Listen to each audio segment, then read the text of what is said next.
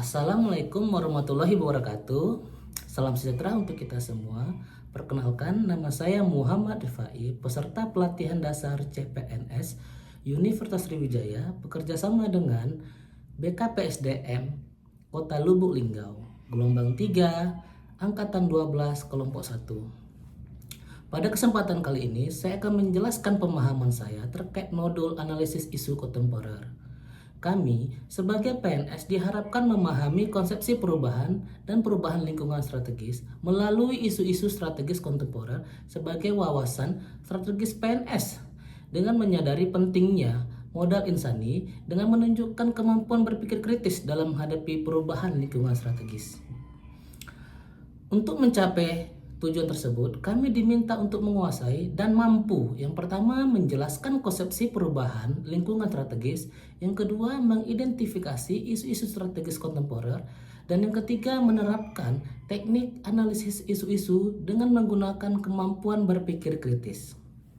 Modal awal insani dalam menghadapi perubahan lingkungan strategis adalah yang pertama modal intelektual, yang kedua modal emosional, yang ketiga modal sosial, yang keempat modal ketabahan, yang kelima modal etika atau moral, dan yang terakhir modal kesehatan yaitu kekuatan fisik ataupun jasmani. Isu strategis kontemporer, yang pertama itu ada korupsi, yang kedua itu ada narkoba, yang ketiga itu ada terorisme dan radikalisme, yang keempat itu ada money laundry, yang kelima ada proxy war, dan yang keenam adalah kejahatan komunikasi massa seperti hate speech, hoax, dan cybercrime.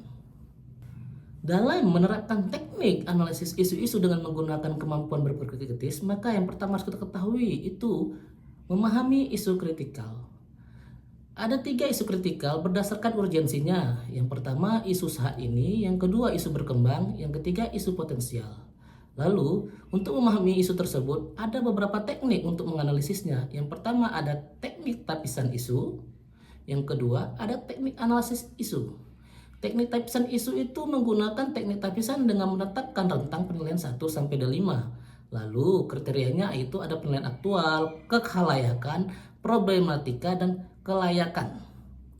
Sedangkan untuk teknik analisis isu, yang pertama itu ada mind mapping, yang kedua ada fishbone diagram, yang ketiga ada analisis SWOT.